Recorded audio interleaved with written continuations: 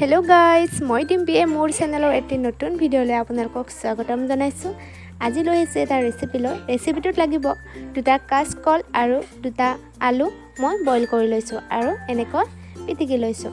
তাৰ পিছত দিছোঁ মই কাটি থোৱা পিয়াজ, হালধিৰ গুড়ি, জলকীয়াৰ গুড়ি আৰু মচুৰ দাইলৰ পেষ্ট, লগতে কেঁচা জলকীয়া, পাত ধনিয়াৰ পাত আৰু নৰসিংহৰ পাত কাটি দিছোঁ আৰু সোৱাদ অনুসৰি নিমখ।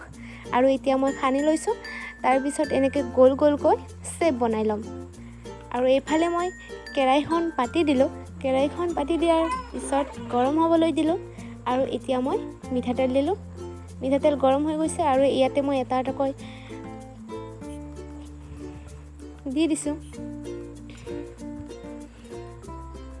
আৰু তলফালে ধুনীয়াকৈ ফ্ৰাই হৈ গৈছে আৰু এতিয়া মই লাহে লাহে ওলোটাই দিছোঁ। লাহে লাহে দিম, নহ'লে ভাঙি যাব পাৰে। গেছটো মই মিডিয়াম ফ্লেমত ৰাখিছোঁ।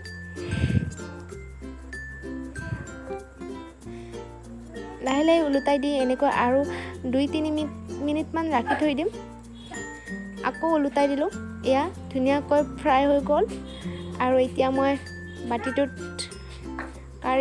কাঢ়ি লৈছোঁ। আৰু আপোনালোকে এই ৰেচিপিটো বনাই খাব, বিৰাটেই টেষ্টি হয় খাবলৈ। আৰু খাই মোক কমেণ্ট কৰি জনাব কেনেকুৱা লাগে।